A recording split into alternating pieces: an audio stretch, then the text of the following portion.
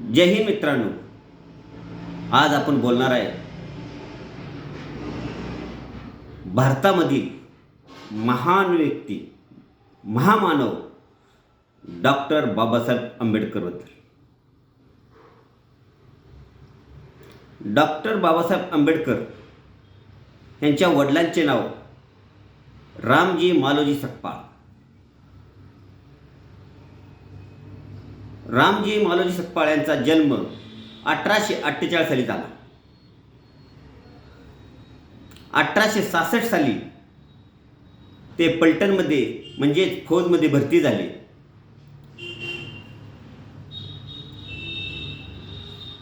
1888 साली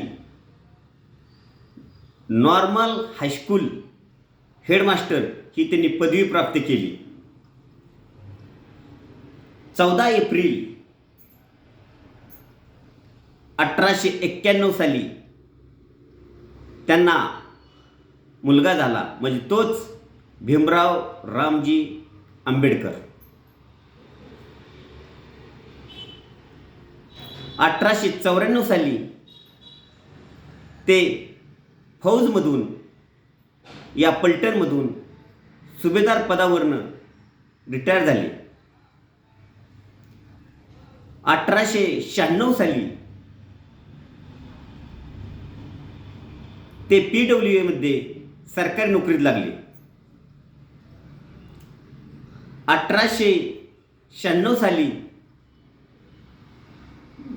डॉक्टर भीमराव आंबेडकर यांची आई भीमाबाई यांचं निधन झालं. 1900 साली डॉक्टर भीमराव आंबेडकर यांचं सातारा हायस्कूल पहिली इयत्तेत दाखल केलं. 1904 साली रामजी सकपाळ यांनी डॉक्टर बाबासाहेब आंबेडकरांना मुंबई येथे आले आणि एलिस्टन हायस्कूलमध्ये त्यांचा दाखला घेतला.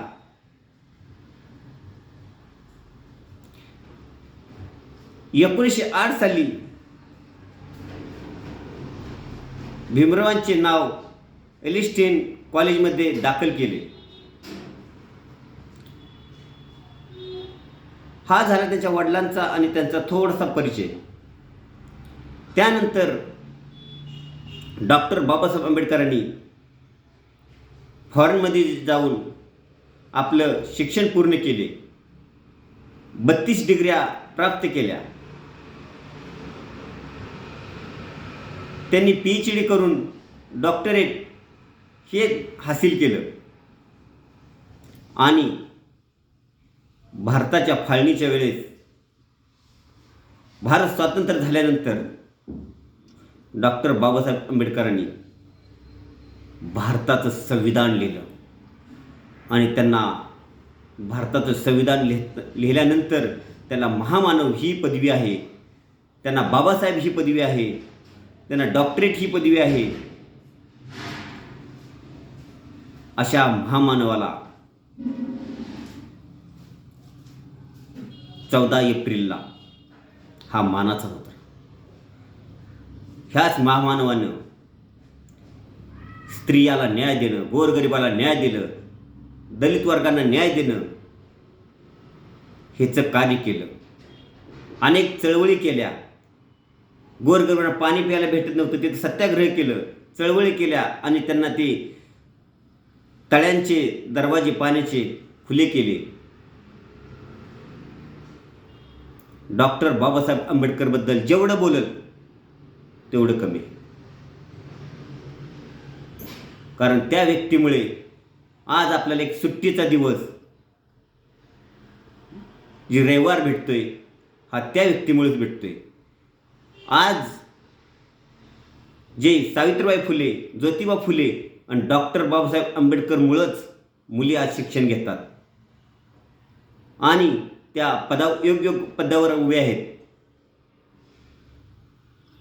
तर अशा महामानवाला 14 एप्रिल त्या रोजी मानाचा मुजरा. जय हिंद.